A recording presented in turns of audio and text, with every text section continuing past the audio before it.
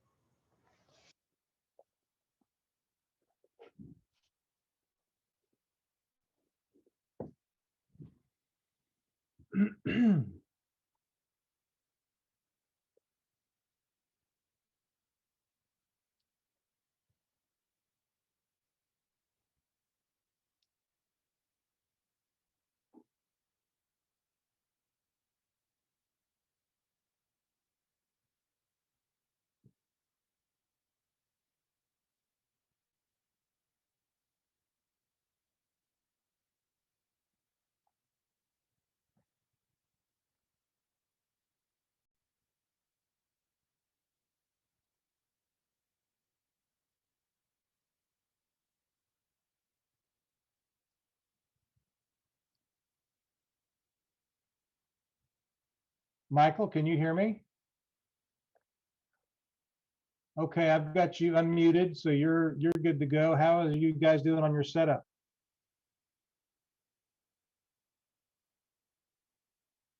Okay, very good. Well, we've got a few minutes here. We'll wait before we get started, and then we'll get going. Thank you.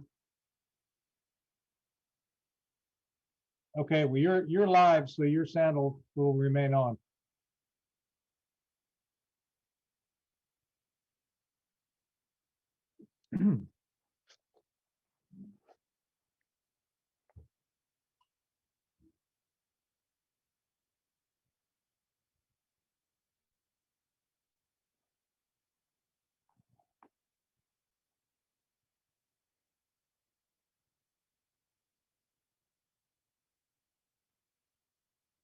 Good to see all these faces on here. Ron Biggany, haven't seen you in a while, my friend. Good to see you.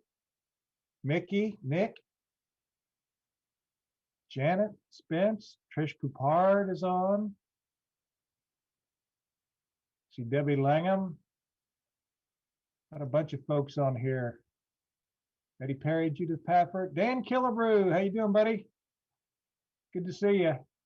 I've got everybody muted to keep everything safe tonight, but I can see your lips moving. It's good to see everybody.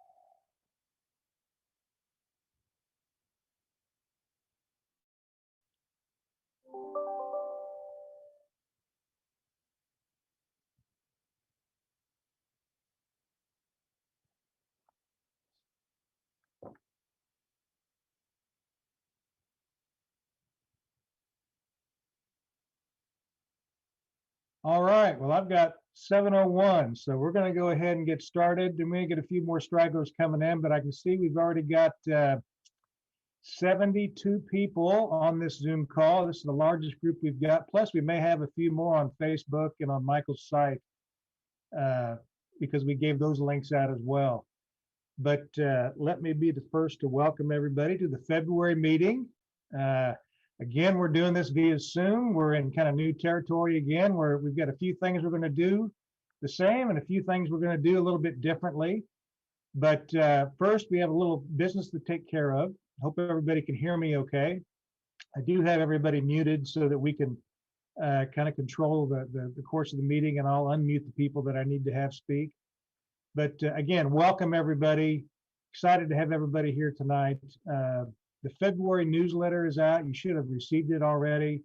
A special thanks to Kay Byfield and Steve Miller for pulling that together and getting that out on a timely note right on the first every month. They're on time and it looks fantastic. Everybody take a chance and get online and take a look at that. It's worth the read. I would say for at least the rest of my term here, probably through May, to anticipate Zoom is going to be the way we gather for the rest of the year until something else changes. And with that, I'm hoping that all of you that qualify and have signed up are starting to get your vaccinations. I know a lot of you have. I'm hoping that everybody can get vaccinated real soon, and then pretty soon this will be a thing of the past and we can see each other face to face. So I want everybody to stay healthy and stay well and do what you can, because we're anxious to see everybody again when we gather again. You know, we're about 2 days through the 3-day workshop with Frank Eber. It's the first in-person workshop we've had since last year. It's going great. It's up at the McKinney Last Art Gallery. I believe we have 8 students with the max cap at 10. So we just about filled the class, which is great. I've been there every morning to unlock the doors and see them get started before I head out. And it's been what I can see a very well-run workshop, and a lot of people are learning a lot of great things. There is still room in our March and April workshops. I don't know how many yet, but I know that Carl Dalio is in March and Richard Sneery's in April. Carl, he will be virtual, so you can do this and join that workshop much like you did the first 2 in the fall online. And then in April, Richard Sneery will be coming down from Kansas City, and he'll be doing his live out at the Last Art Gallery in McKinney. So there is still time to sign up for that, and that ought to be a pretty exciting one. I've known Dick for a long time, and he's a pretty fantastic painter and a pretty fun guy. So see the newsletter for more details and sign up. A couple of interesting tidbits about a couple of our members I wanted to bring to light. Nell Dornberg. She is the very first of our membership ever to be accepted in both the Southwestern Watercolor Society exhibitions and the Western Federation Watercolor Society exhibitions for 25 times each, for a total of 50. That is simply amazing. Big shout out to Nell. And right on her heels, Jane Jones has got 49. She only needs 1 more. And they also started something 2 years ago at Western Fed with master signature status. And what that means is if you've been selected for 8 or more, you are given master signature status. Right now, we not only have Nell Dornberg, we also have Jane Jones, and we have Judy Betts. So I want to extend my heartfelt congratulations to those well-deserving ladies. That is quite a feat. And proud to be have you all as our membership, in our membership, and be affiliated with your wonderful work. The next thing we're going to do is, we had a lot of people participate this time on the painting of the month. So I am going to share my screen, and we've got all 3 places assigned this year, and we also have a signature winner selected by our guest artist. So if you'll allow me just 1 second, I'm going to share the screen and go to here, share, and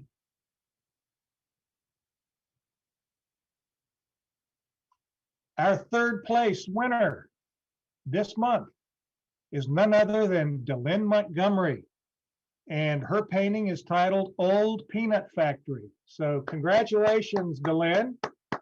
The wonderful painting.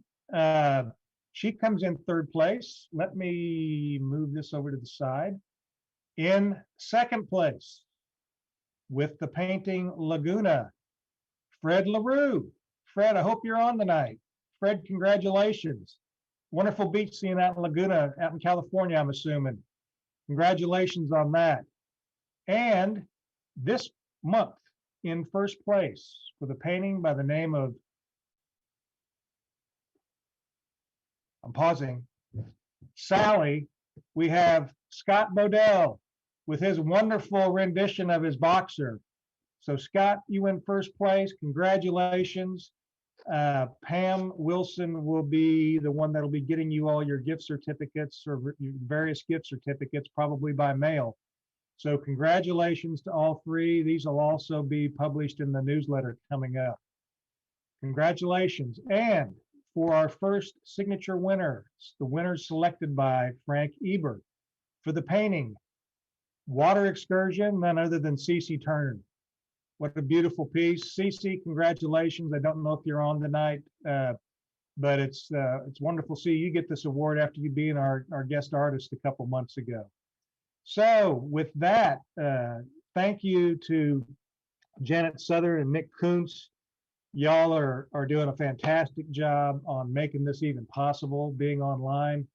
And thank you to all the members who've actually entered the contest. We've had a lot of folks do that this time.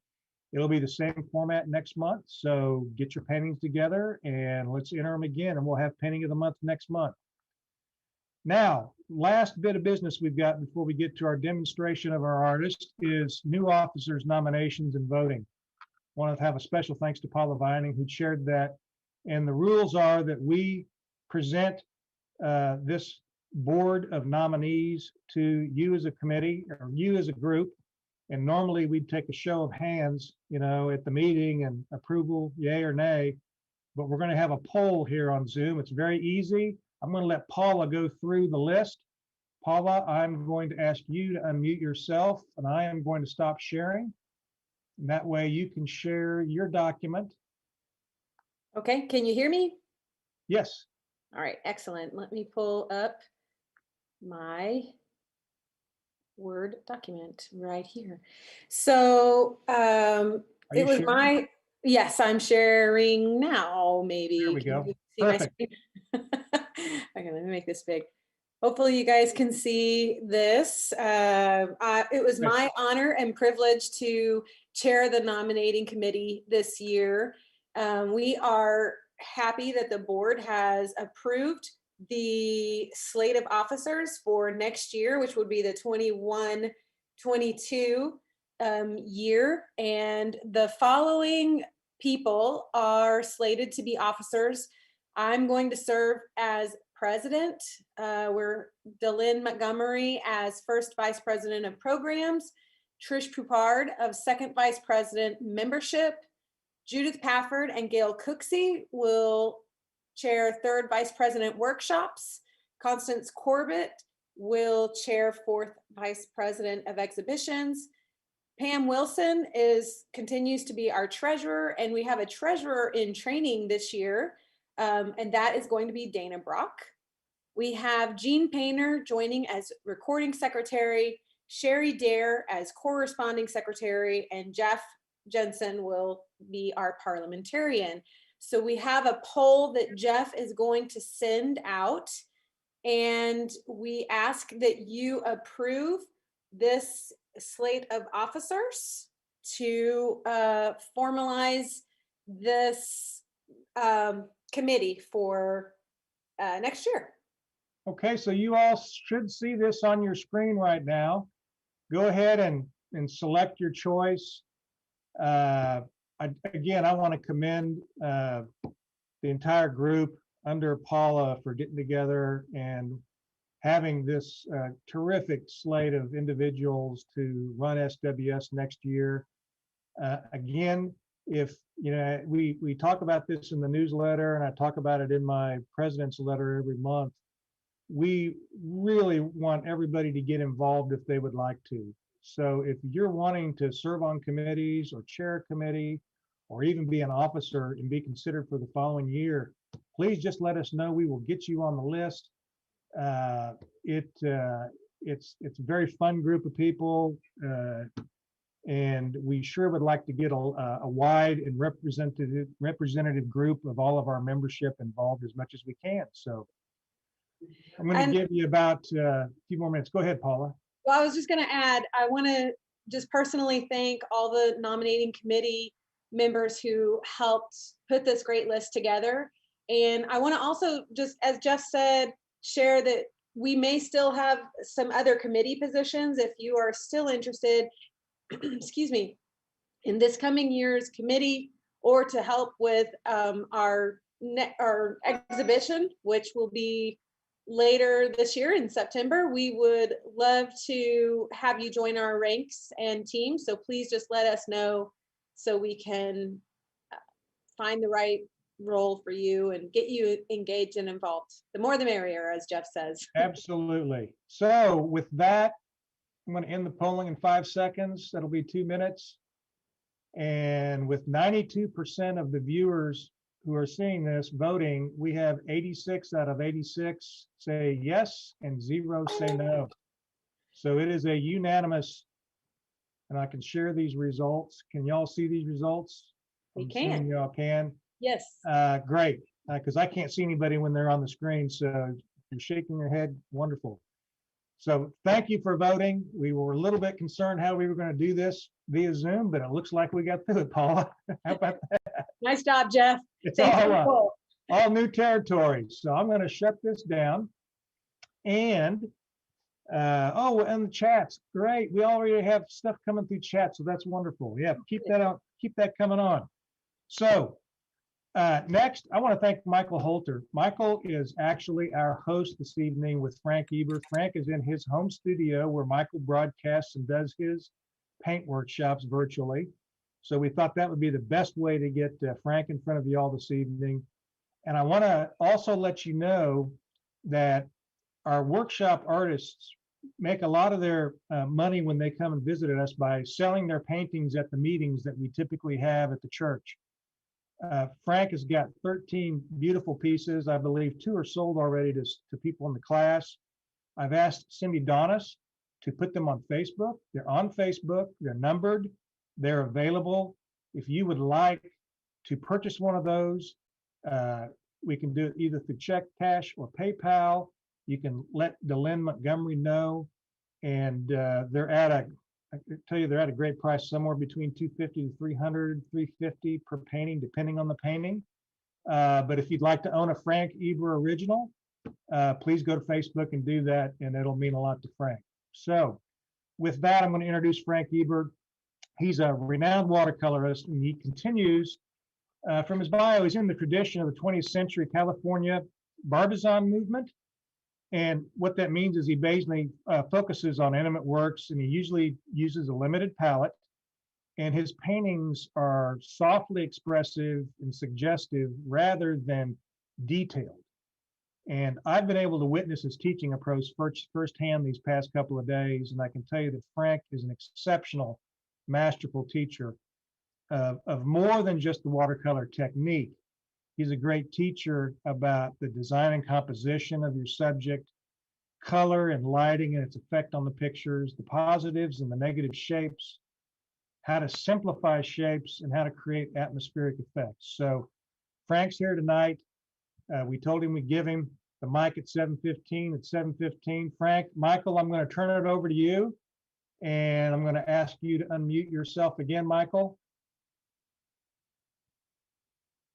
Are you there?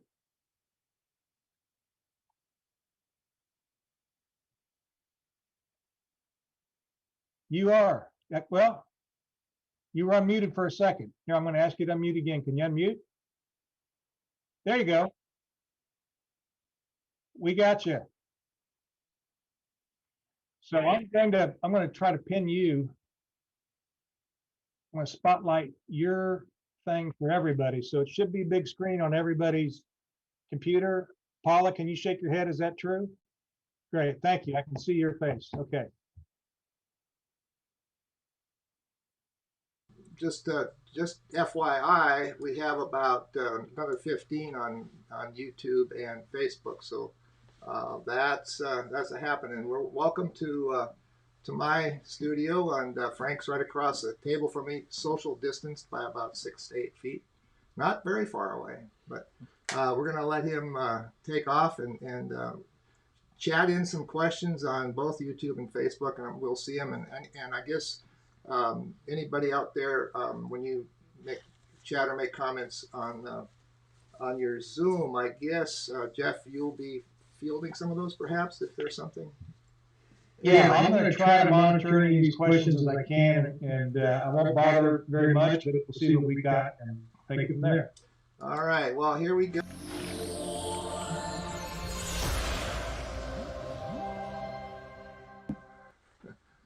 Now we got to find Frank here. I love the intro, Michael. Isn't that something? But I'm not getting the right camera on here for Frank. What's with that? That's weird. Been working on this all day to make sure it was right. That's what is with that? That's terrible. Let's try something here. Sorry about that. Oh, something's locked up here. Let's try. Oh, there we go. I see the board. Yeah, but you don't see Frank. I was trying to get Frank here. Oh. So he could say Okay. hi. But anyway, what is with that? Well, Frank, sorry. Then without the camera, I can go like. Yeah. We'll work on it here. If you want to just start talking, then we'll Okay, figure it so out. they can hear me. Yeah, they can hear you. Okay. Right? You can hear Frank, right? Yes. Okay, so all right. I have never done this before either, so let's just get this rolling. I talk a little bit about my materials first. Always interesting to know what other artists use. So just briefly, also size-wise, this is a 12 by 16, so it's impossible to gauge when you see it on the screen. So it's better to just to get an idea. It's more than a quarter sheet, a little bigger, but then you tape it, so you lose a little bit again. That paper is made by Saunders. You may have seen it. This comes on a block. This particular one, very similar to Arches. Good paper, cold press. So, and you can see. I don't know if you can tell. It's not quite white. It's kind of an off-white. So, but it really doesn't matter. So this palette is made by Holbein. It's a porcelain palette.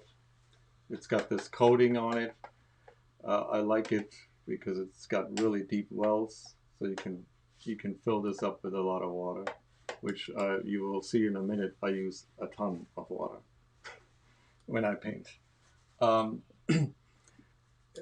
These pigments, they're sort of a wild mix. I use a lot of Holbein and Daniel Smith. So Daniel Smith is really good with the bright colors, and Holbein just got the most beautiful blues and purples, in my opinion. So the way I work, the way I mix my colors, it's very traditional. I believe in the use of primary colors, so everything I mix is mostly based on the three primaries. So I try to mix everything. Of course, in watercolor, it would take too long to mix like the convenience colors, like the orange and the turquoise and the violet.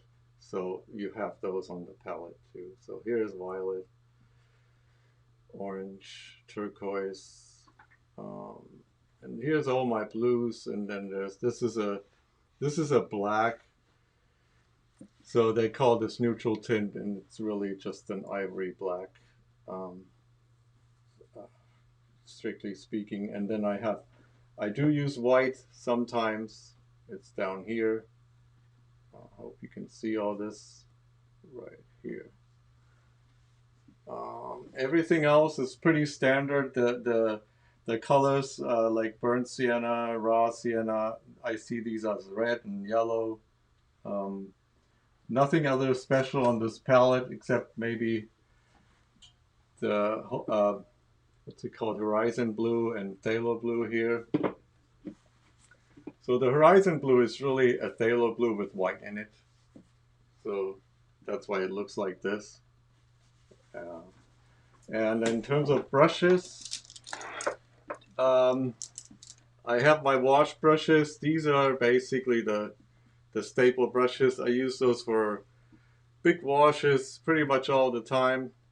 They come in different sizes. So I have 3 of these. These are Da Vinci's. And I started using more and more of these calligraphy brushes, so I have a bunch of those too, like these two. These flats, I rarely use them, sometimes.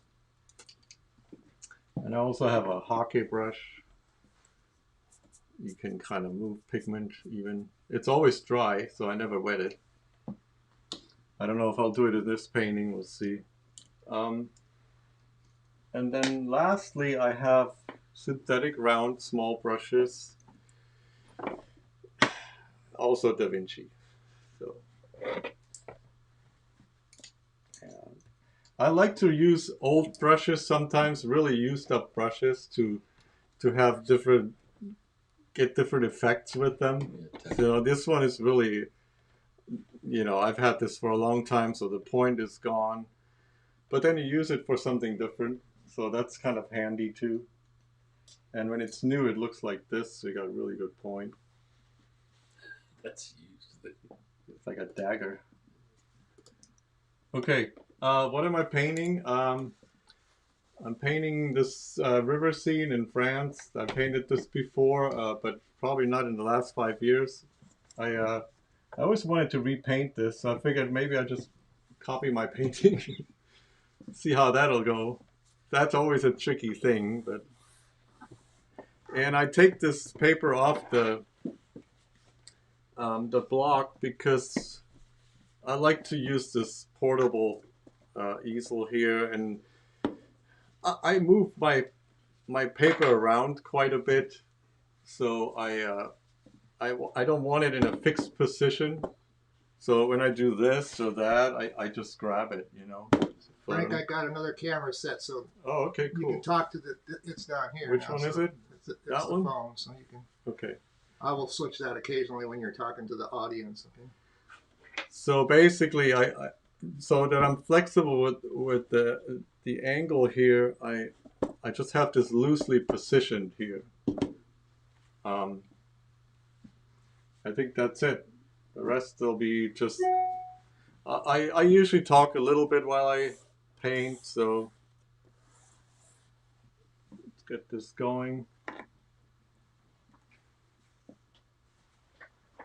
My first step is always to mix primary colors up.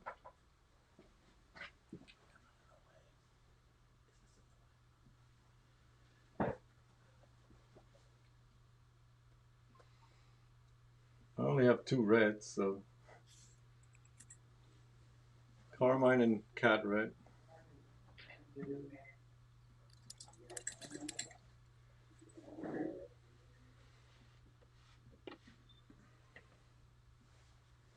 So in a way, I use everybody heard of the Impressionists, obviously. Impressionists came up with this brilliant system to separate the colors, the prismatic colors, and would just put different brush strokes on the canvases. They're not really famous for watercolor painting, but the message here in their application of pigment is basically that no color can stand on its own. It will always have the other two in it.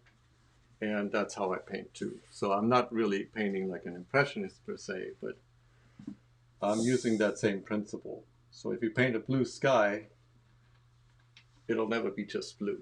There's always the other two colors in it too. Although sometimes to a degree you don't really see them or hardly see them. So basically anything I mix is based on that principle.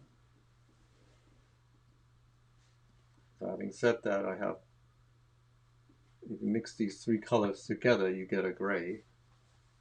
And you see that in this level.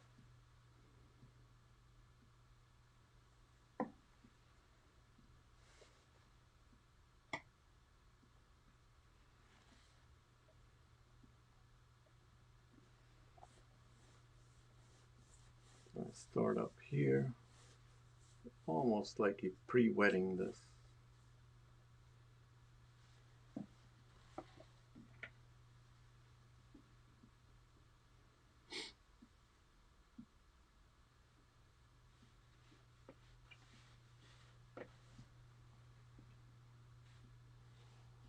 A little stronger.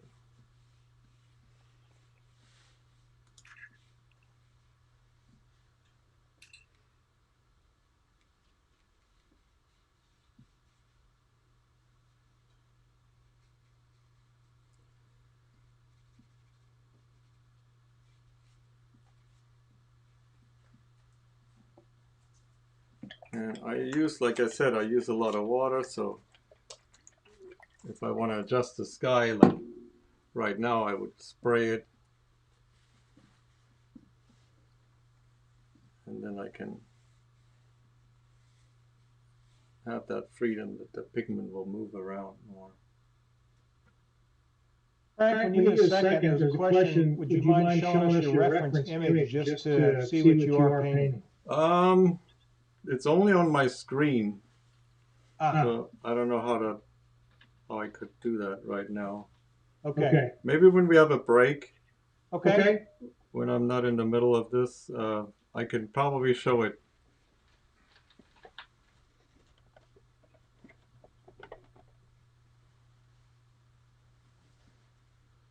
What it is, I can describe it. Hold that over there. So there's water down here. There's a little boat with people going across. You kind of see it in a minute. We're gonna So we're going to try to show it. Oh, yeah. Perfect. That's where he's going. Thank you. Thank you. Whoops.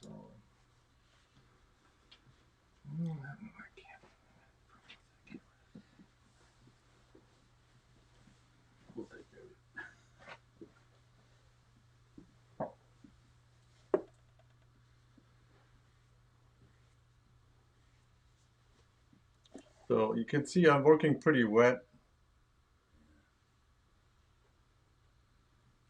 I like the flow of pigment.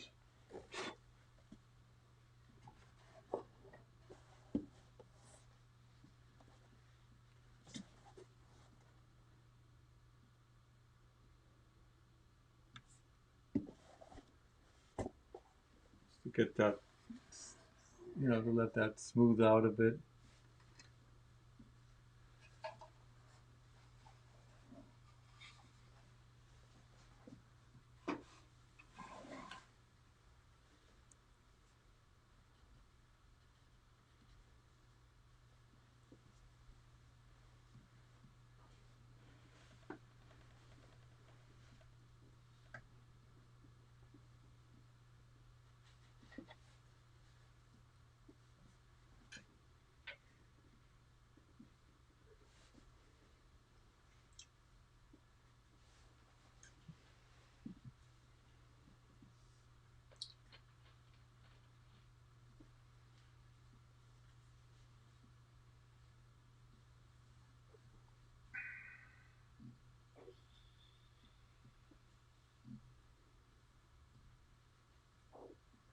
Frank, you have a question in the chat. The question is, what is the weight of the paper you're using? I think it's 140 pounds. I'm pretty sure.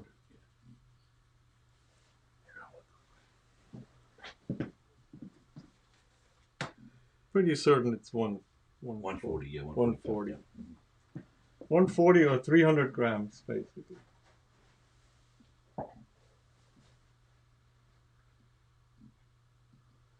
So in this first wash, I'm basically applying what I would call an underpainting. It's the idea is to have the base colors. It's kind of hard to explain. It's almost, I call it an underpainting because in watercolor you can't just like paint over everything and then just sort of build things up. So you actually have to apply this process where you don't paint into lighter parts. At the same time, you're putting up base washes for local color. That makes sense. Local color means the color of the object, whatever it is you're painting.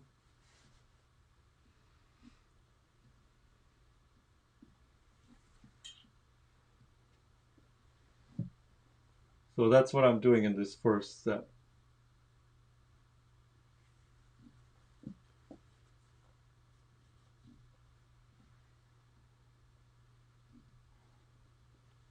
And of course, everything that's further away will be cooler in color temperature, and everything that's closer will basically be warmer and stronger in the end. So that's the principle of atmospheric perspective. I'm sure all of you have heard that. So that's what I'm doing right now.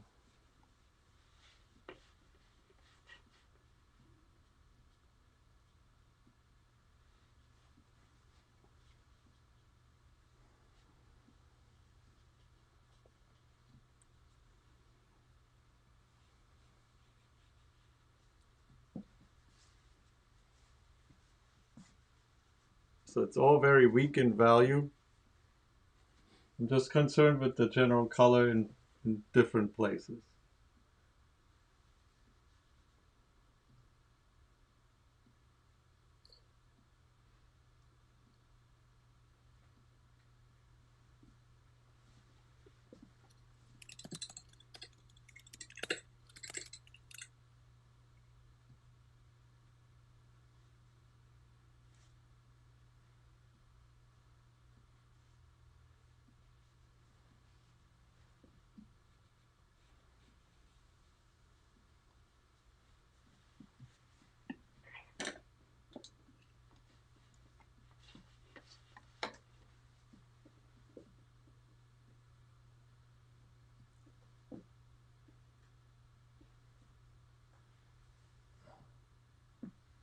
Can't remember what I did there. I guess. I should have studied this better. What was I thinking?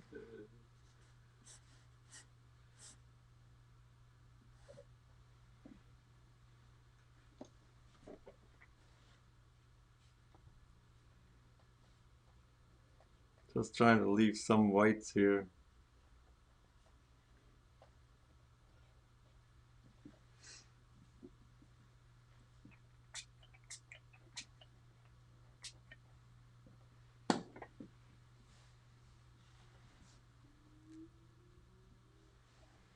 Okay, that's good. Now into the water. So very light here, even lighter than this.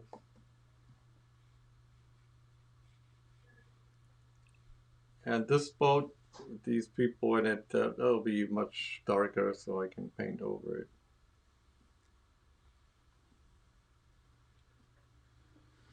Frank, do you have another question? Sure. Go back into your wet wash often. How do you prevent blossoms?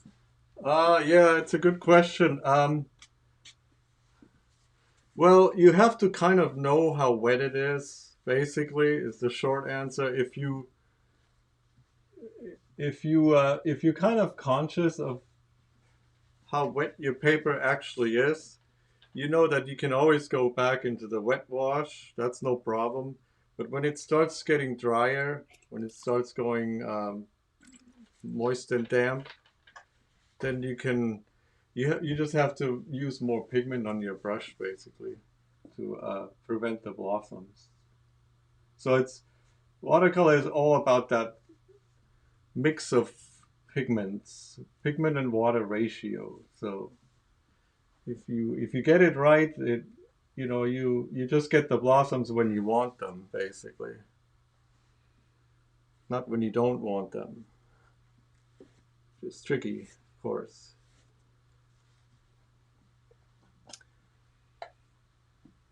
So in the middle here,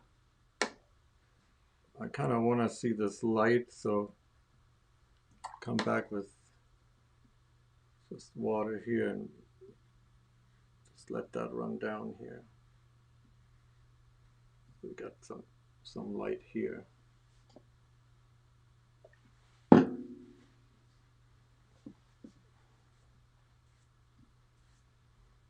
And then as I go down, I'll just go stronger and stronger.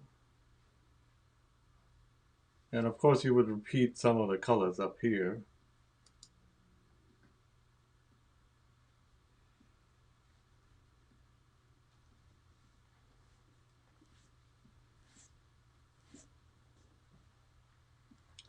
I keep this pretty wet so I can let this flow.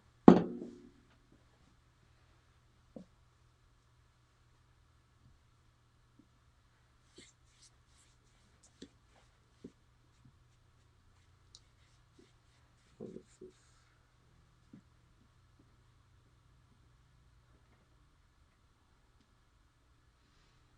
am I blocking it? No. No, you're good.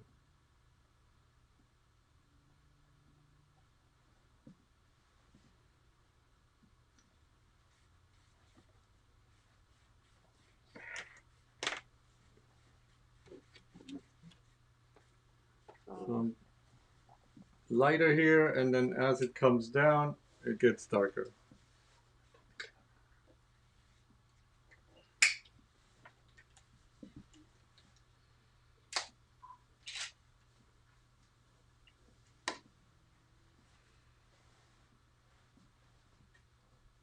And I like to lift when it's still wet, not only because it's easy, only because it looks more natural and doesn't feel like you're forcing the paper to do anything it doesn't want to do.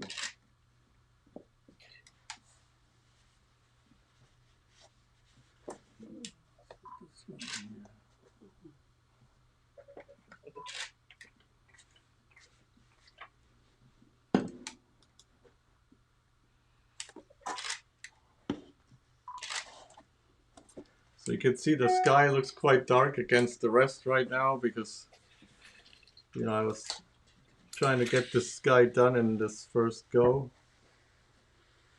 So it may even be slightly too dark compared to what's on the paper at this stage. So you can always joke in workshops that if your painting looks wrong when you did the first wash, then you're good. If it looks right, then you have a problem, then you're probably too light everywhere.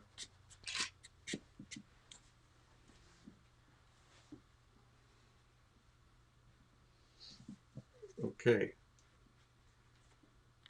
So this is sort of the first step.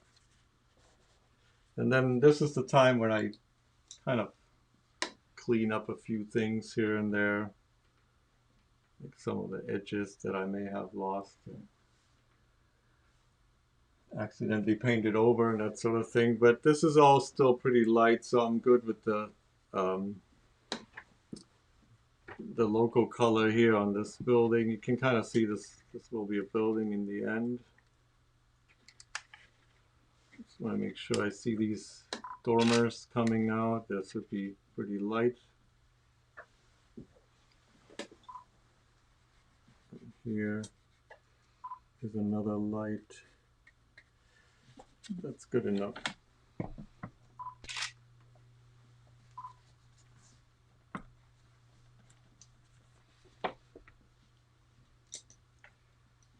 Okay, so step 2.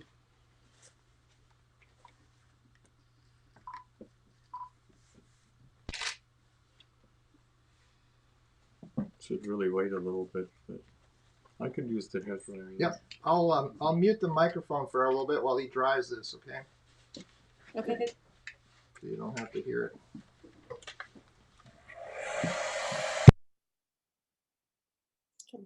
Insert some Jeopardy music here.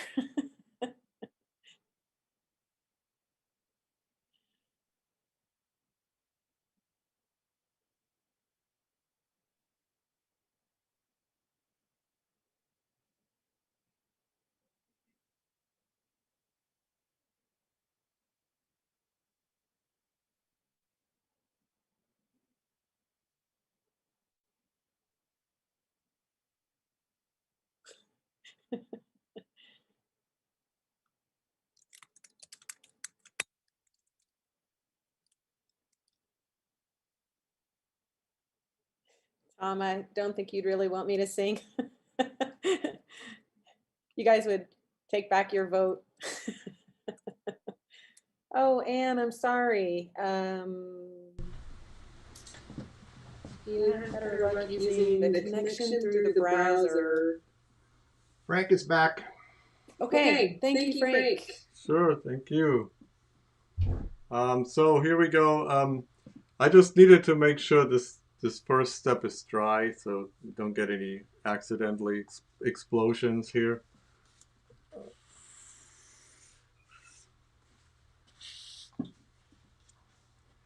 Okay, so this step will be about, developing these shapes. So let's start with the very background.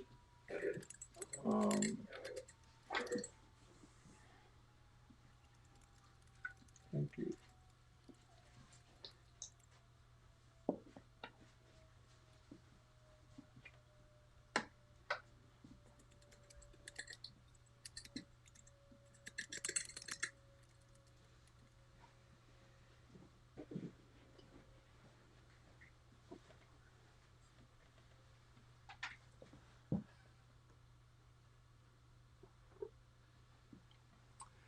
So I like to see these lost and found edges here, so I will pre-wet certain sections. I'll just flick water on there. Kind of give it some kind of randomness to the whole thing. It's not too staged and tight, hopefully.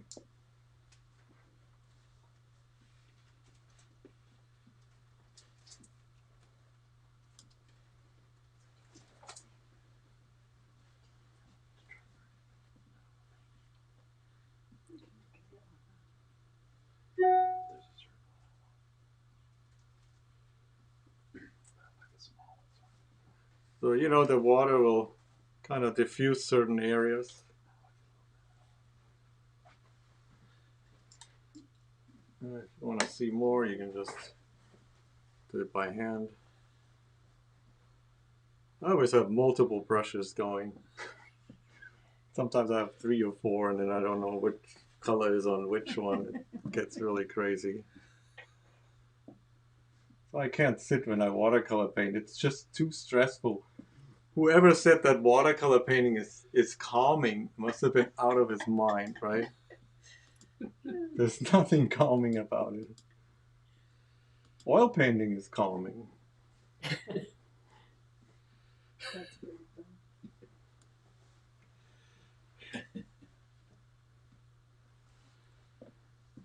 You have solidarity in the chat coming at you from others saying have many brushes and definitely kind of on the edge of your seat. Yeah, right?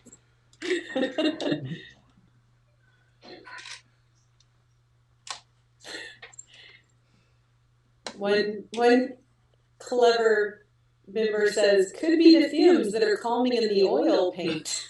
Yeah, I think that could be too, yes. Well, nowadays you don't use terpenoid anymore. You know that, right? Gamsol or something. Yeah, that's it. That stuff doesn't smell at all.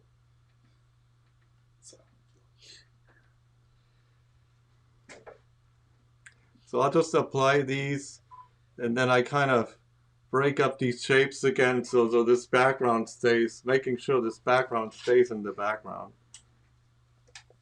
But I always connect shapes.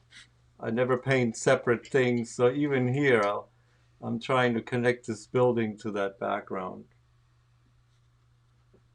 I always get questions about brushes, Frank. What's that one you're using there? This big one? Yeah. That's a Chinese calligraphy brush. You can see the brand name here. Fortunately, I can't read it. Can't read Chinese, huh? I buy these on Amazon. I just look at pictures. And if I like a picture, like I just bought new ones. This one is an old one. I like the ones that are not like really, really long in front, but sort of short and have a good point. Then I buy them. And this one is longer, but it can you can use it as a flat brush, like I'm doing right now. You can use it as a rigger. I mean, look at that. It's like one brush can do all these brush strokes. It's kind of cool. It's cool. I learned that in China. They all use this brush. Like, you don't need different brushes, these people. So I'm like, I gotta try that. And then of course, this is the stronger side here, so this is still background, so I kind of let that just disappear behind here.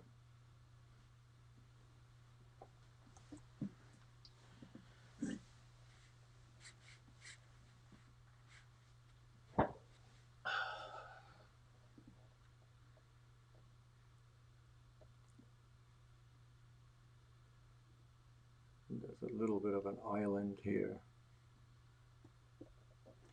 Hopefully makes sense later. Constance, one of our members, just shared, Amazon just dropped my new Chinese calligraphy brushes off at the front door not 2 minutes ago. Oh, there you go. She's in the workshop. Yeah. Right. Oh, thank you. So still adjusting this backwash. You can see I'm using lots of water, and that gives me lots of time to adjust things. Because I'm really kind of very conscious of my edges. I think edge quality is sort of the big thing in watercolor. Probably one of the hardest things to learn, I think. So you don't have hard edges everywhere.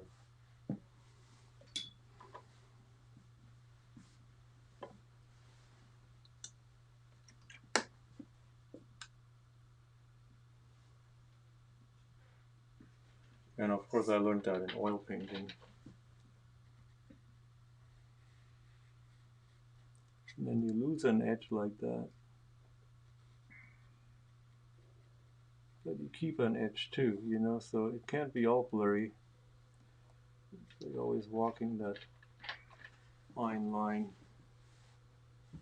Something has to be there.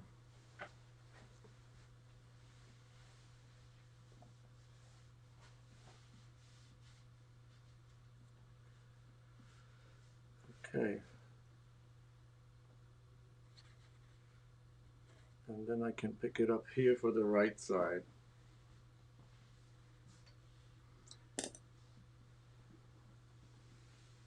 And of course that's going to be much stronger now.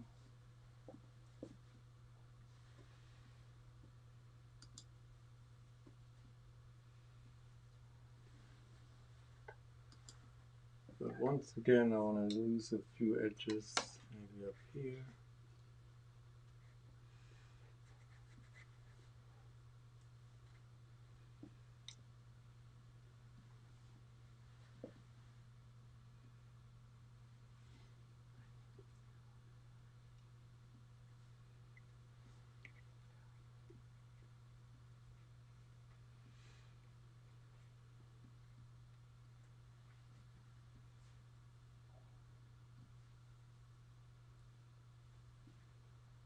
Kent shares that granulation in the trees is a nice touch. Down here, right? Yeah. Oh, I'm glad you can see all that. That's amazing. Michael's got the setup. Yeah. He does. Working it. He's the producer. It's still wet there. You can see the shine on it. It's cool.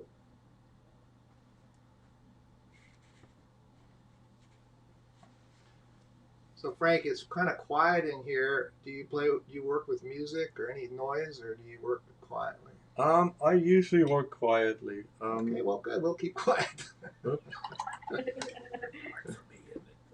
To me, like listening to music is like it's like an activity in itself.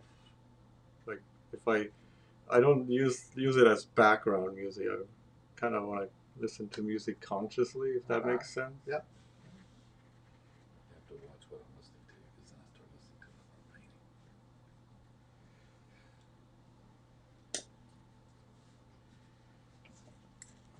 this out a little too far here.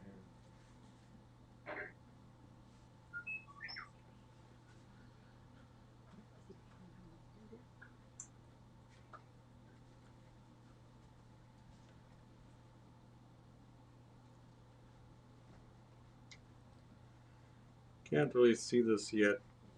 Hopefully later it will make sense.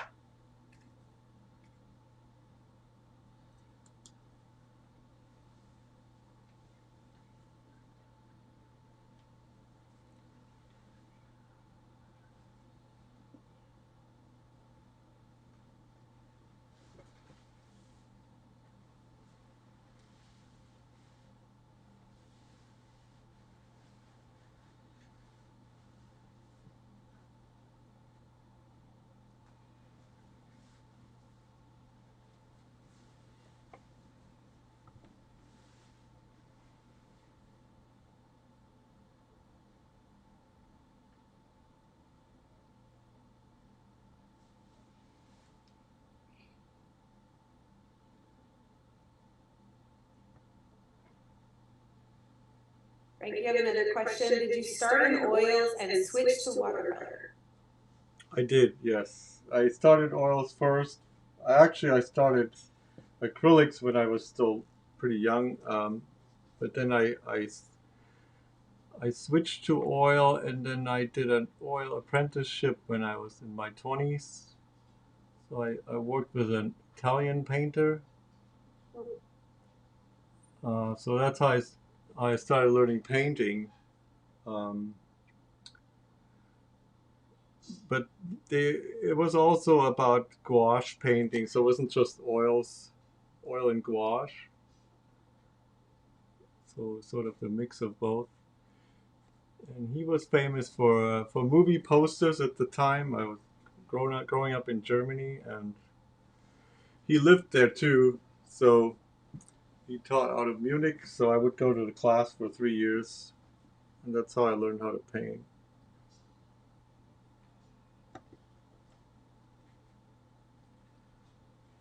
But yeah, watercolor came much later.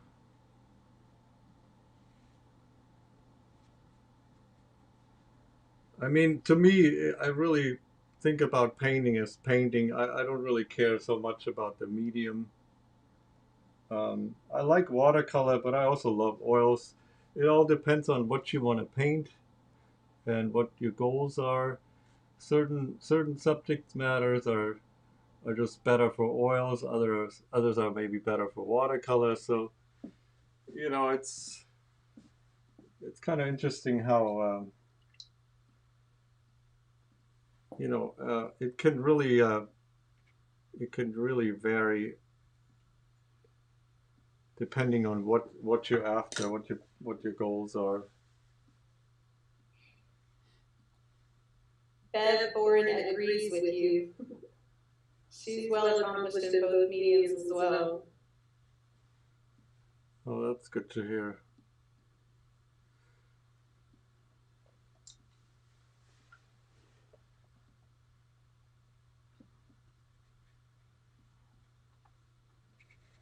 So was the Italian teacher in Germany? Is that what you said? Yeah, Okay. he lived there Okay. at the time, yeah.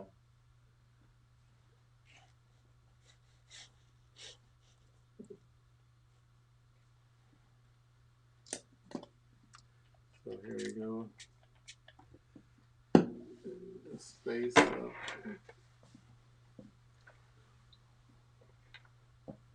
Confused by these.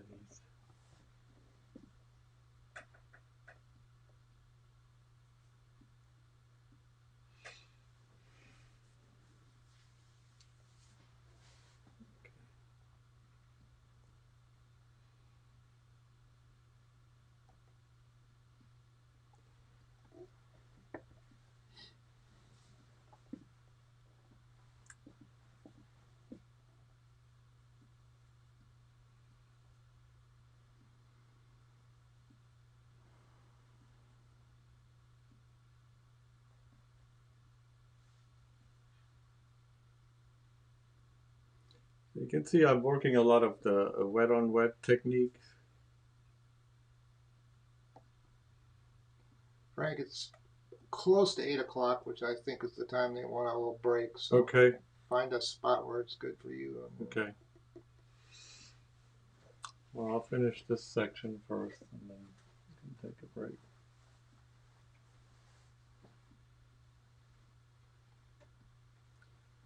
Yeah, I think we'll try to do is break for just maybe 5 minutes or so people can top off their drink or fill their coffee or take a bio break and then come right back and we'll see Frank continue this. This is amazing. And Michael, your camera work is great, bouncing around the different views. Well, Really nice. Well done. Frank keeps putting his head in the way of the one camera. Sorry. I knew I would. No, it's good because I got that other camera. I can bounce around you a little bit. See, that works. Really I guess good. this is a good spot to stop right now. So, Okay, well, great. It's 8 o'clock, so everybody, if you need to take a break, we'll try to get started back up at 8:05. All right, all right, thank we're you. off. And Frank, if you get a chance during the break, or if Michael and Gene there can show that photo again. We've had some people ask about seeing the photo one more time of your inspiration that you're painting there.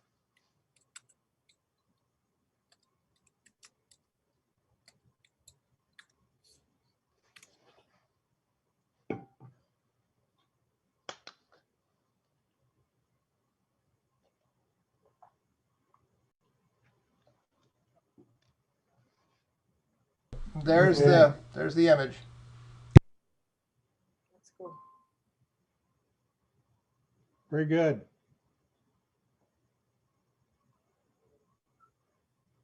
Oh, there you go.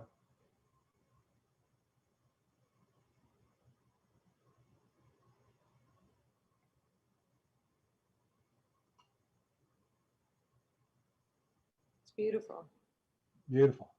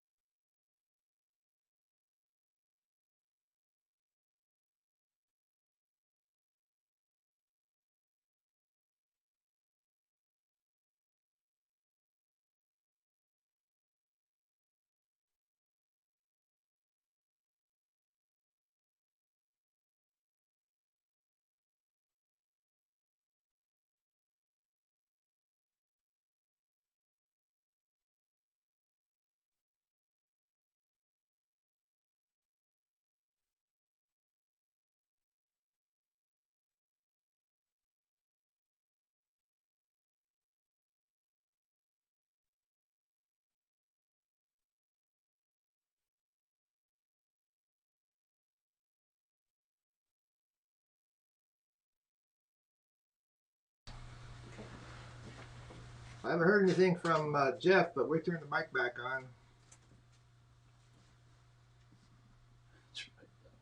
No one there. I guess there's somebody there.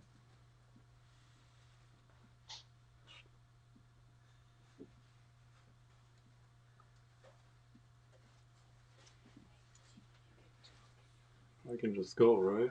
Yep. So I'll pre-wet this here.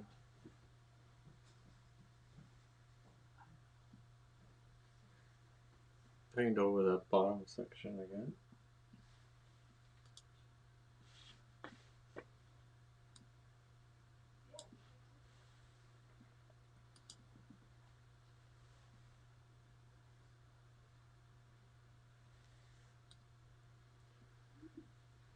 Build up more of that value on the water here.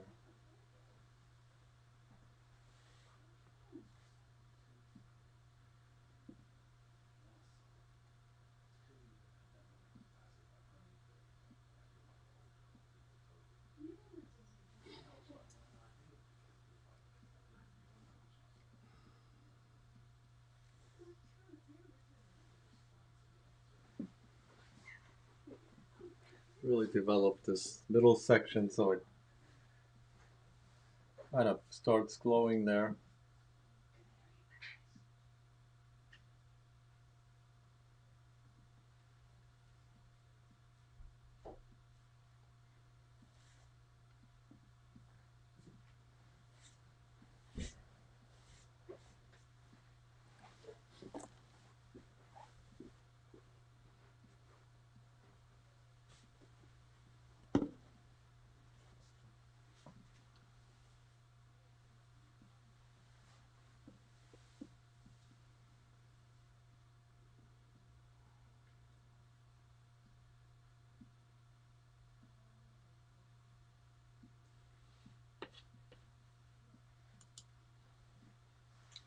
Oops, locked it again.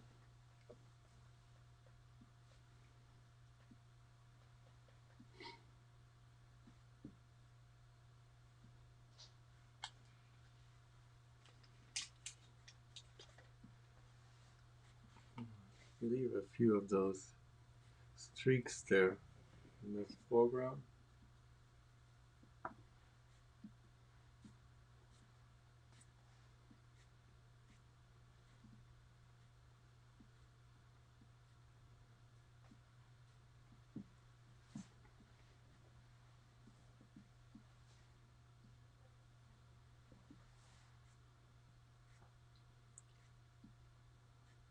So with lots of pigment on the brush, basically.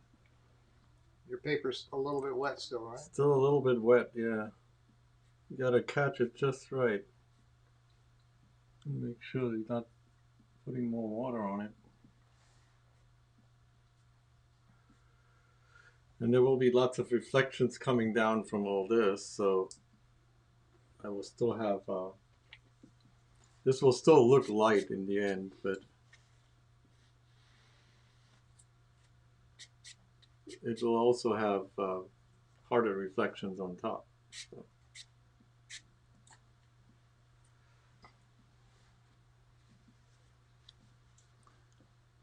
Okay, that can dry, so I can keep working up here.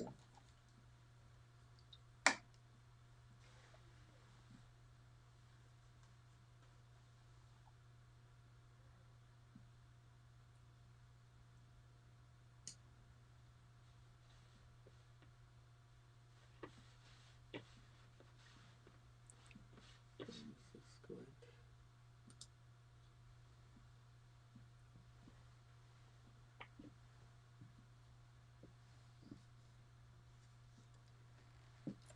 Some of these colors in.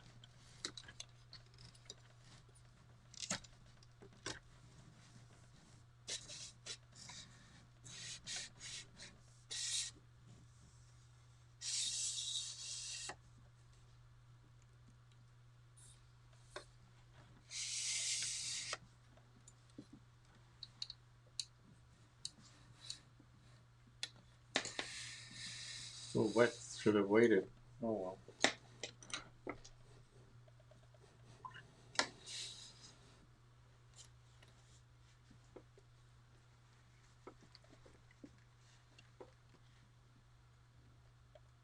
What else can we work on here?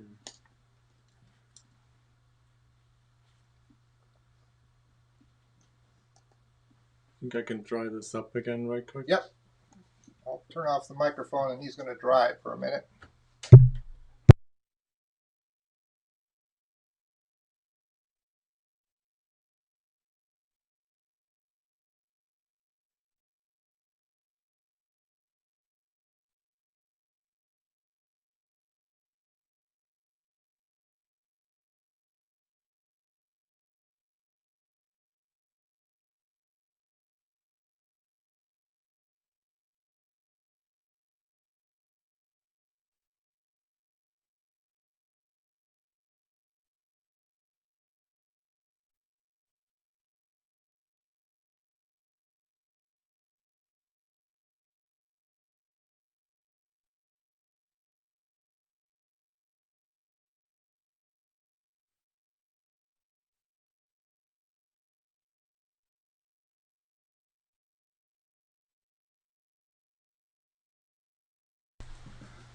All right, we're back.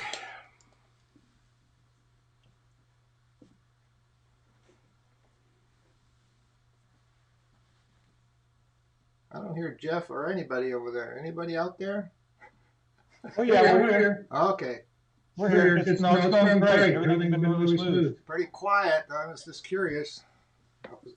Sometimes if that happens, I think, can't they hear us? Or what's going on? Technical thing, right? A lot of technical things. Well, Paul and I, you only will hear Paul and I. We've got everybody else just on mute, just to keep it Yeah, well, that's good. But quiet. yeah, we don't need too many barking dogs. Yeah, everybody, I think we're just in awe of the mastery in which Frank is moving this watercolor around. So. Thank you. Try not to panic here.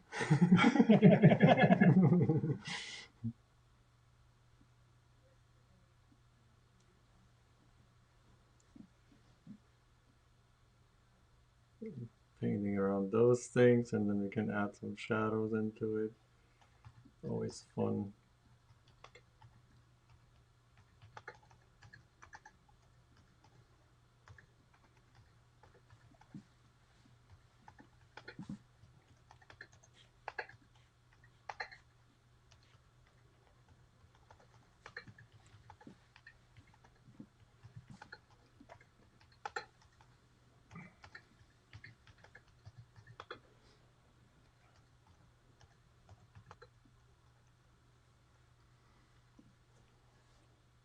Okay. One more, I'll do that later.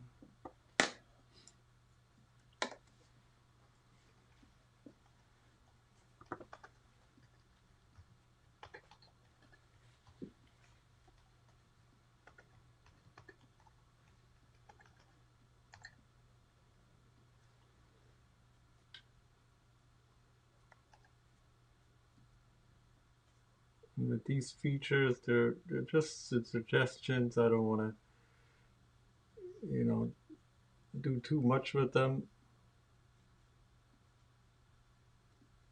So there's something there.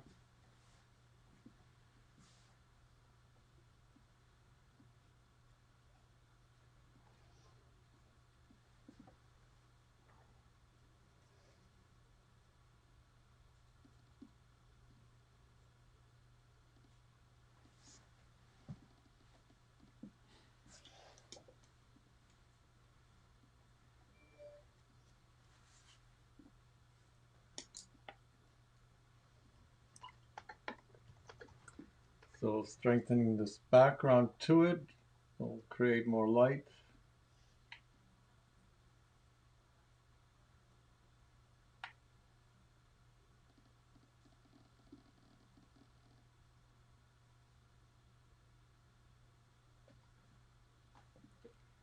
Some of this just needs to be darker.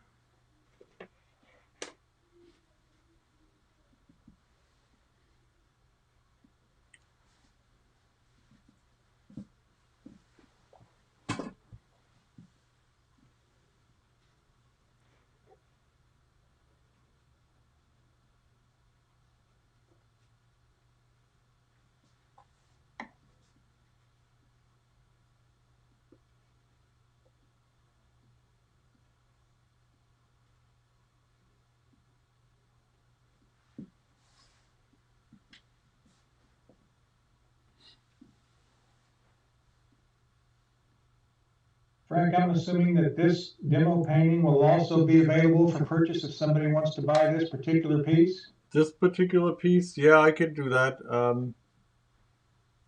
I'm not sure if I completely finish it tonight, but yeah, generally speaking, sure. Okay, I so may it will have be to. available at the gallery tomorrow if anybody's Yeah, interested. if I have to do a little more work on it or something like that, you know.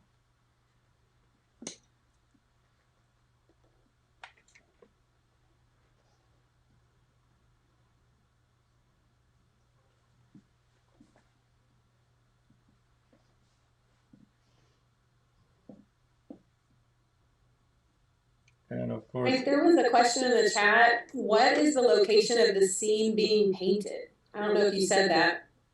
I didn't. It's in France. It's called the Dordogne, and this is actually the Dordogne River. Oh. So it's in the southwest of France.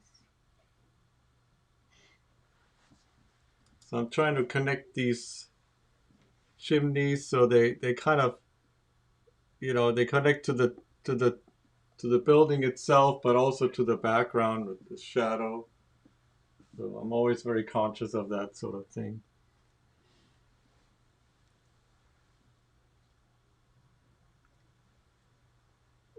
Add some of these darks in. As soon as you add darks to something, everything will really change.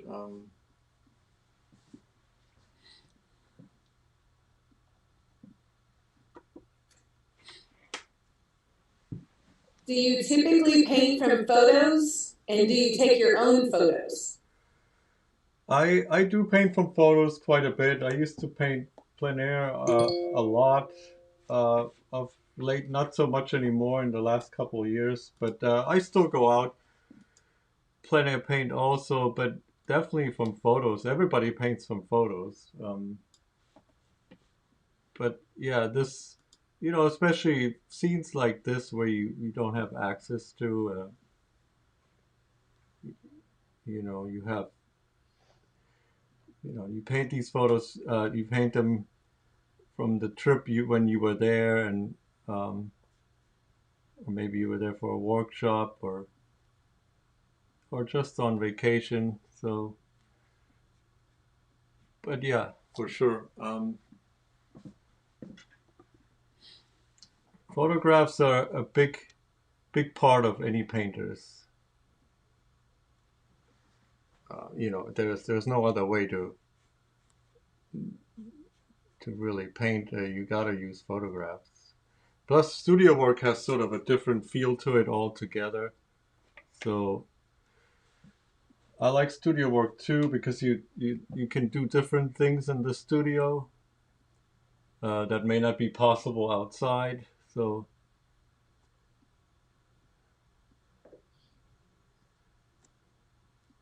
most painters definitely do both. Yeah. Do you, when you're on location and you're taking photos of something you plan to paint later, are you doing a sketch in the moment? And do you use your sketch as well, or do you typically just take the photo and use the photo? Generally speaking, I don't do any sketches. Well, I do sketches. I mean, I shouldn't say that's probably wrong. This is too far here. I'm talking too much. You're doing fine. Um, I do sketches, but mostly just in black and white sketches. I draw a lot when I'm outside, so not so much paint often. So the drawing part is really important because you understand shapes. Um, so unless I have a lot of time, you know, then I would actually paint, obviously. But most of the time, as you guys know, it's like you when you're in a foreign country, especially, there's often you don't have time to stop too long, or but you can always sit down and do a sketch, a black and white sketch and pencil, and that'll be really helpful to have to do a painting from. when you're back home. So I hope that answers the question. Yes. And you have another one. Uh-huh. Which inspires you more, familiar or unfamiliar scenes? I think almost unfamiliar scenes, because you tend to learn new things, like you tend to learn new colors, like, you know, different objects have different colors, and if you're in a new location where there's you know, you learn a whole new palette really sometimes. And when I say palette, I don't mean like I'm getting different colors. It's just different ways of mixing these colors, basically. So, but you know, that's when what's what you do when you go outside. You paint what's in what you perceive. Uh, so when you're in a new place, you may have never seen things like this, so it's a brand new impression. So you're mixing different colors, basically. I think that's a great experience.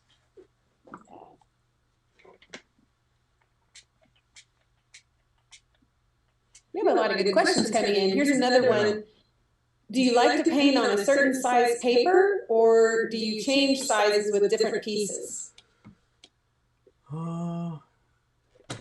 In watercolor, or generally speaking, I think if it's just in watercolor, yeah, you tend to have like really sizes you like. I like a 12 by 16 is sort of a nice size, I think.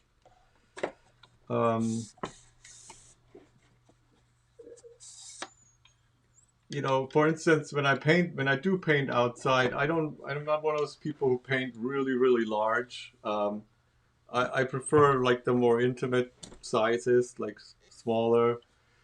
To me, easier to handle maybe. Unless you have access to a place where you can go every day and at the same time and with the same light, that sort of thing. I think you want to finish the picture as much as you can. Yeah, that makes sense. Yeah, and so if you have this super large size, it just makes it difficult. So this is a great size. In the studio for watercolor, I like half sheets. The 14 by 21 inches is a good one, or 16 by 20 is another great size. I rarely ever paint on full sheet. It's not my thing really. I don't know.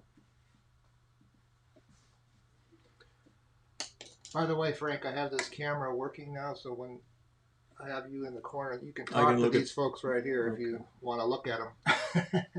Pretend that there's somebody there. Let's see the camera eye. I can see you. Uh-oh. They're watching your every move. So I'm just trying to create like different edges here. So it looks kind of like mysterious, you know, with this shadow here. And, you know, I mean, I could tickle this forever. I try to get things done. But, and then there will be a direct connection into this water too. So I go around this boat here. You know, with the reflections, they're kind of going this way a little bit, and then these are kind of going that way. So try that.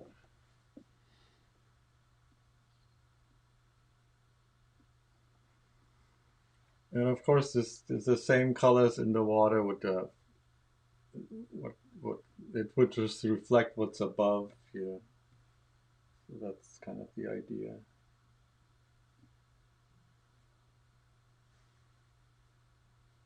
Frank, does your color palette change often, or does it stay the same over the years? In terms of what colors I use here, they almost never change. They,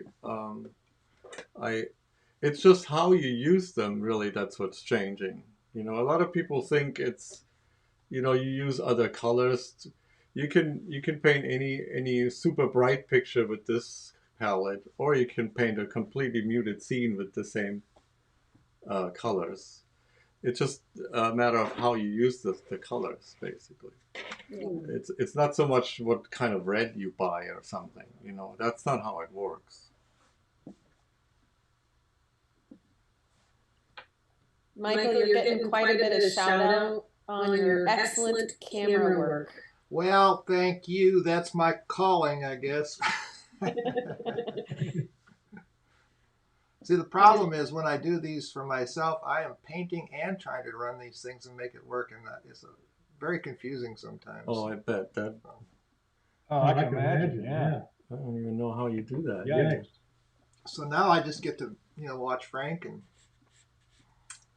try to keep his head out of the picture. Oops. Goes again. No, you're good. So I'm just gonna bypass here.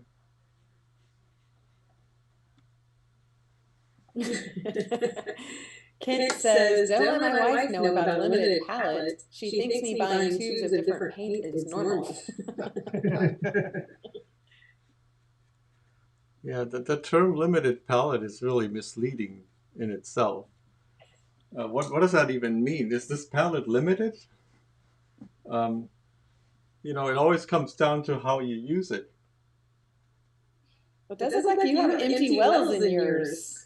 Yeah, I do. Huh? Here. Some of us don't. Some of us keep looking for more places. Right. The paint manufacturers would love for you to buy more paints. Oh yeah. That's what it's all about, right? I keep thinking that painting's going to make me a better painter. Well, Frank used it, so it's good. So I'm connecting this reflection straight to the background here.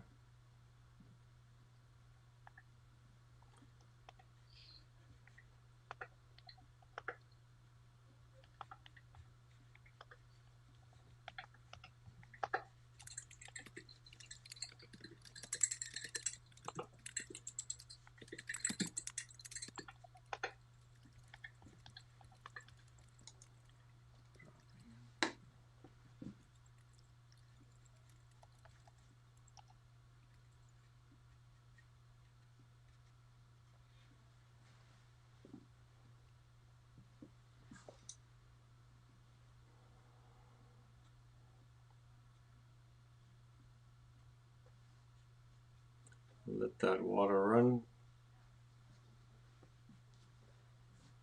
And then later I can pick this up here and go into this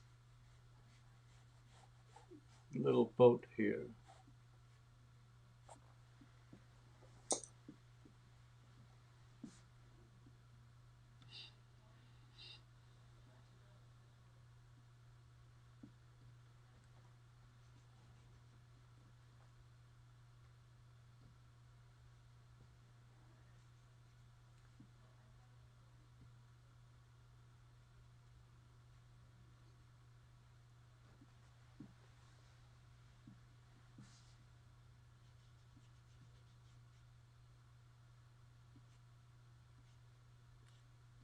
And then at the end, I kind of break it up here.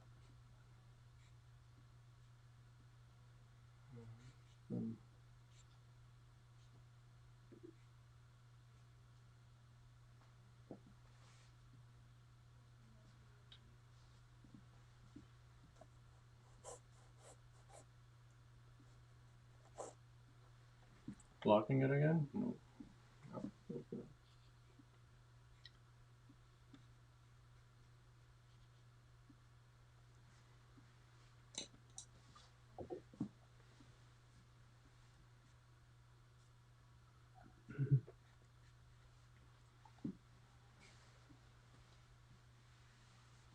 Frank, how is it when you were if you were painting this painting plein air, or you were painting it from a photograph a different way? Mm-hmm. How are those different than painting it now from looking at a already finished painting that you did?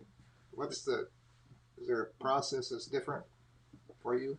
Yes and no. I mean, it is slightly different for sure. You know, with these, with a scene like this, you take a lot of liberties. I mean, when I was there, it was not quite as mysterious looking. Yeah. You know, obviously it's and you know the water was maybe even calmer, so there weren't as many waves or reflections. So you know, you do certain things for effect or for mood. Uh, so in other words, when you paint this in the studio, you want to try to achieve a certain feeling. I mean, I always do. For me, it's all about what it feels like. Yeah. Um, convey a certain emotion, even. I mean, in portraits for sure, but even in landscapes, you know, you can portray, you know, some kind of emotion. So that's what I'm interested in, and I try that when I'm on location too. But of course, you couldn't do it to that extent that you're doing it here, you know, because you think about, okay, I want to do this reflection and, you know, how far it will come down. And outside, you're just sort of in the moment. And for myself, I paint more or less.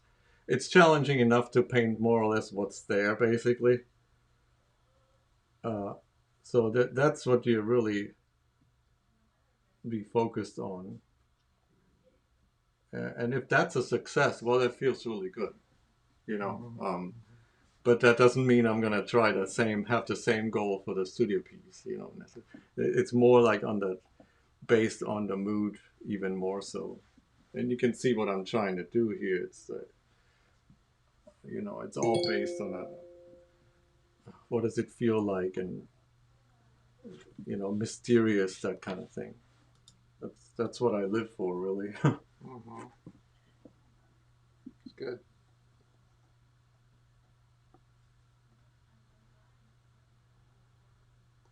And you can see once the a section is wet, you can actually make a lot of changes for quite a long time. So that's why I use a lot of water, because I don't like to have these dry brush strokes everywhere, and or putting something on and then seconds later it's dry, and then how do you change it, right? So I like that whole idea of having more time to adjust. Like here's that little bit of a wake from this boat.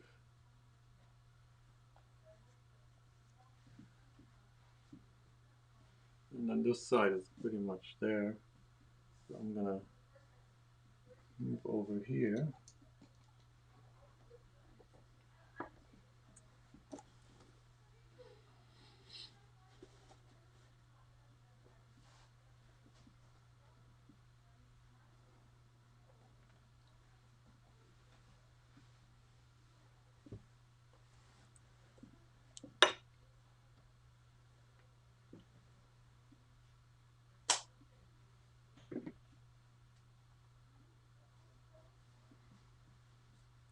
And then over here, you know, they kind of run like straight down, and then they go this way too. So kind of whatever is above here kind of has to correspond below a little bit, at least. You can't just, you know, run it down. I mean, I could have brought this over more, but then I like to have this boat sort of come out of it. So again, you take your freedoms and artistic license to change it as you need it.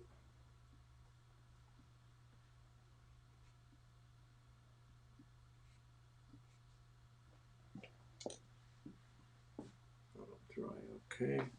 Let's move on to this.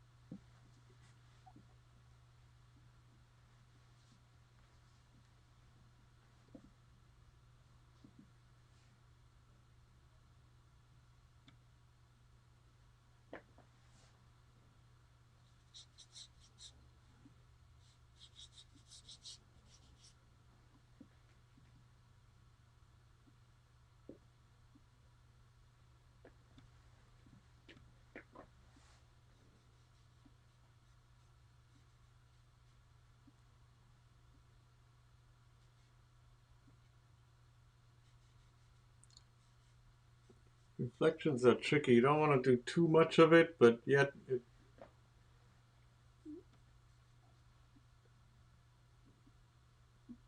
they kind of have to break up, and then there's a few single ones that works best.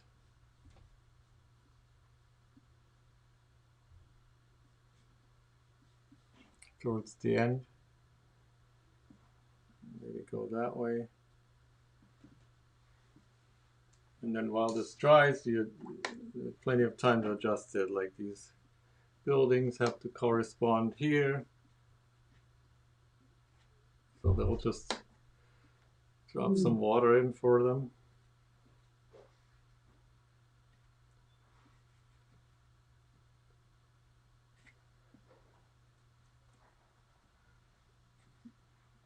It's always best if watercolor does it for you. It really is. So you can't never do as good as a job if you paint it by hand, so to speak.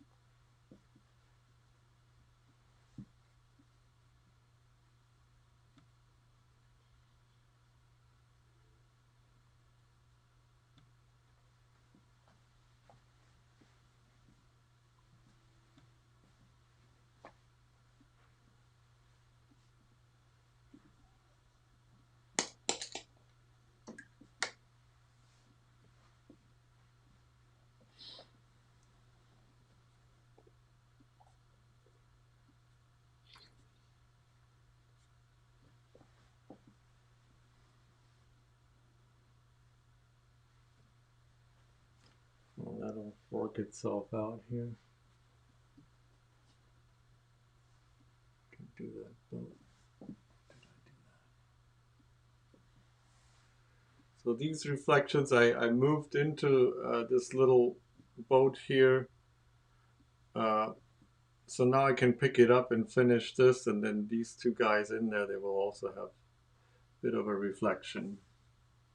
And then I will add some scraggly things coming in here, something darker. Do a bit more adjusting. This is still a little light. Also like to do a bit of dry brushing. I'll do that first. Do a bit more adjusting. This is still... Is that delayed like that? That was Facebook delay. Oh, wow. That's got to be like 10 seconds.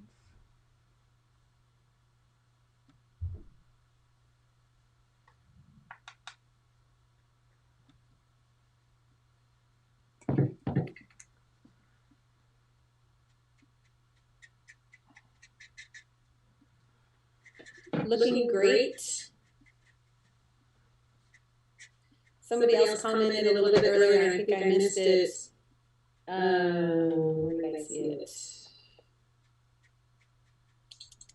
Something about a beautiful afternoon. I'm trying to find it. Sorry. Oh, this looks like a late afternoon time of day painting. I love it. I think it's true. It's got to be maybe even early evening or something.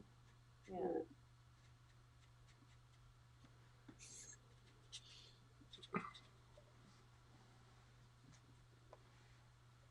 And by the way, the Facebook and YouTube links that you receive will be will be there. You can watch this video later at your convenience. Follow along, paint along.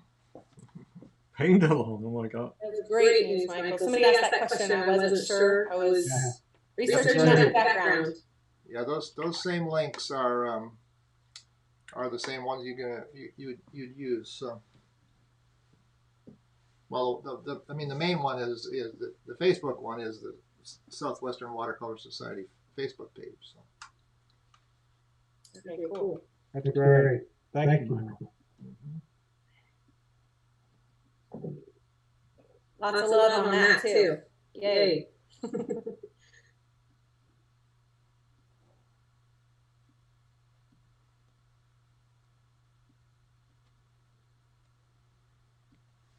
Couple more things. I kind of don't really want to put any details here, but I feel like it's still a little light on this side, so I'm gonna glaze over that.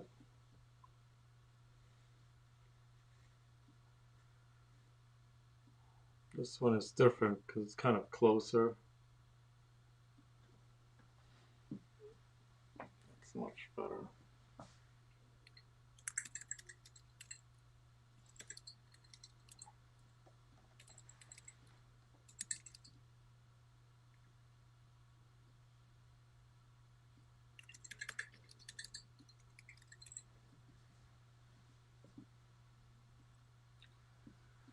But really, if you think about how little detail, I mean, this is kind of the front that's facing the light, so obviously you need to do more here, but all this, really no need to put all these windows and shutters and all that good stuff. You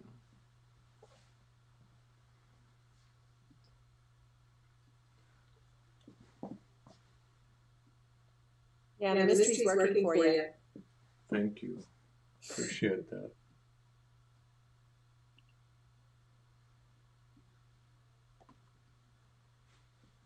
And then can pick this up here. Get that shape in first.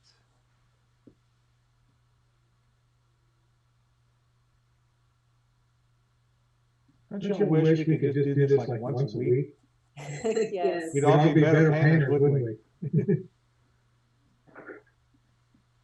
The boat really puts everything else in perspective too. Yes, exactly. And they have these weird pointy boats, like what I'm trying to do right now. It's like this really long pointy front end. I know nothing about boats. I don't know the terminology.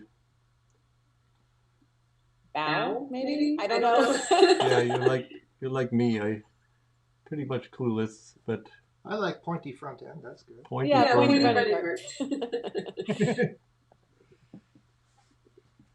So this is really just one value, and I'm kind of just breaking it up a bit so that these guys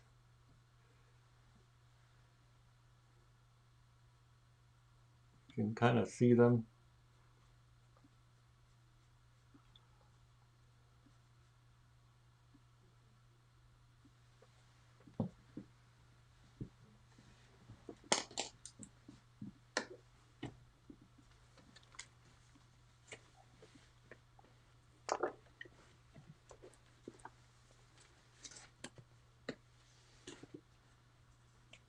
I have no heads.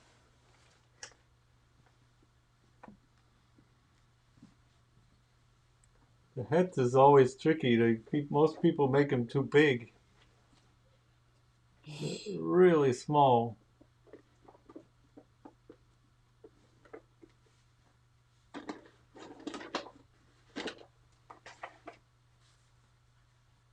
That's probably worth the whole class in and of itself. Yeah, for sure. Little people. And then some darks.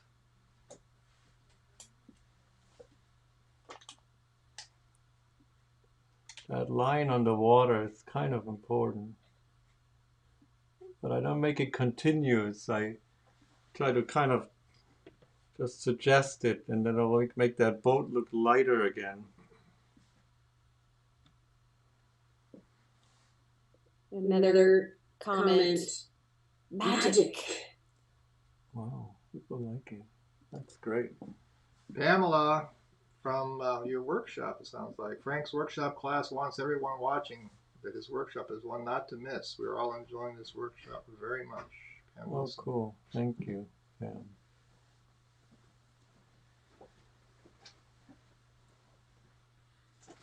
That was cool way Pam's comment came up.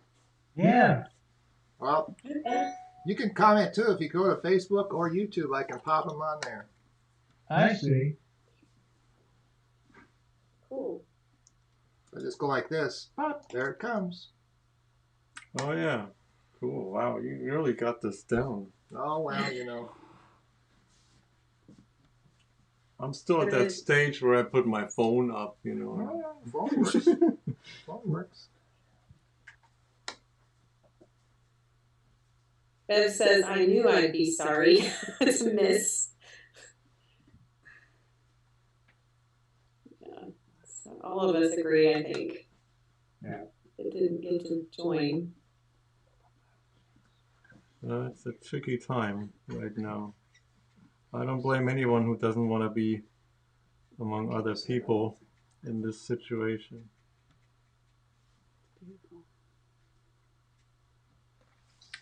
You can see I lightened, this boat is looking lighter basically because I added this dark stroke underneath. So that's the whole idea of values.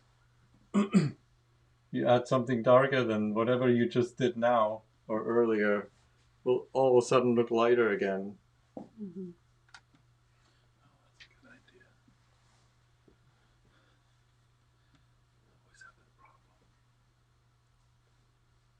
Frank, where do you go from here? You go back home and then have other workshops coming?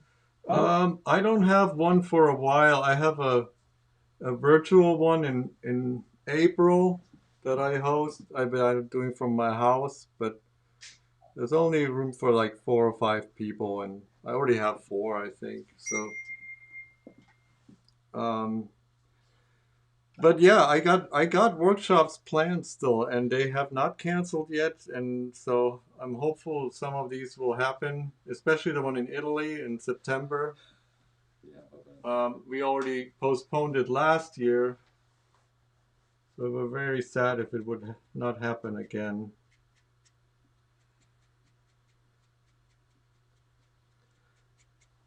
They're on my website, so I don't know. There's nothing else in Texas, though, I don't think. So okay, one more thing here, and then I think just wanna see. I'm not like about to do the same here just to match it or whatever, but I think this is a little empty, so I did this last time too. I like to see, you know, some of that growth coming down.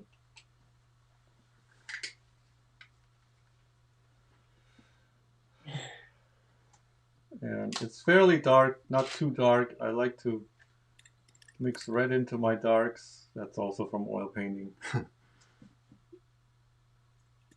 Because it just looks better.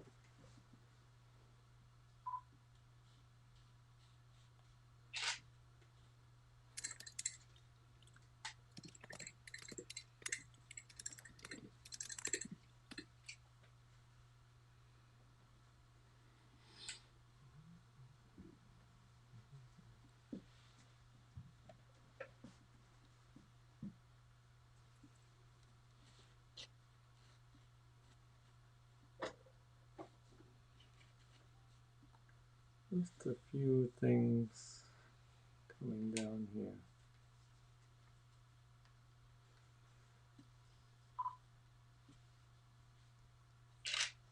And everyone will make these different, of course. This is kind of like handwriting. That's why you're using the calligraphy brush. Yeah, I think if you think about it, I mean, these people who grow up in China and these areas, they use these brushes when they're little children. Yeah. You know, like That's why they're so good. And guess what they're doing? They're doing this and this and this, like painting. Yeah. They learn the economy of strokes. Yeah, you learn how to use it, how to hold it, and you can see you can make it in any brush shape. Basically, this is a flat brush. You hold it sideways, it's a rigger. You know, you go like this, all of a sudden you have a round brush again. I saw people paint a whole picture with one brush. So that really impressed me. I'd like to learn that too.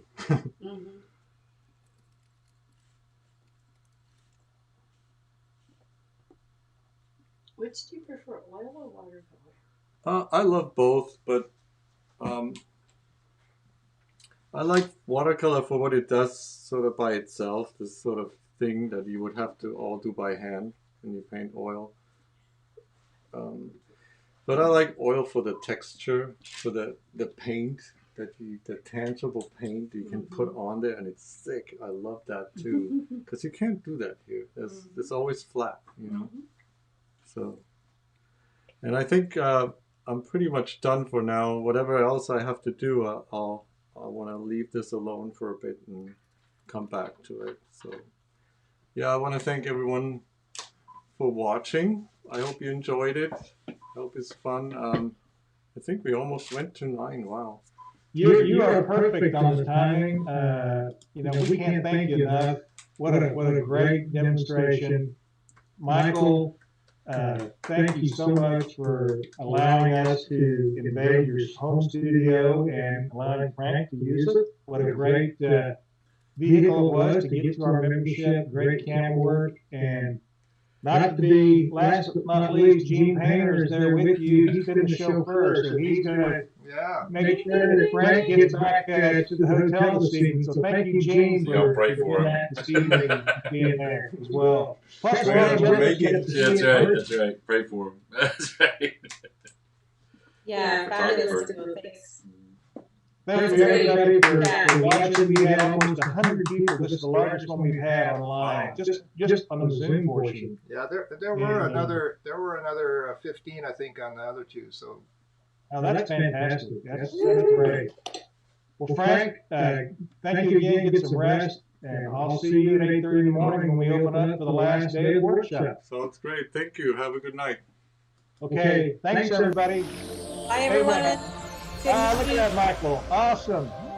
Thank you, guys. Yeah, that is cool. That is cool. We're gonna have to borrow that for the exhibition. Yeah, no kidding. Everybody be safe. See you March 9th. Carl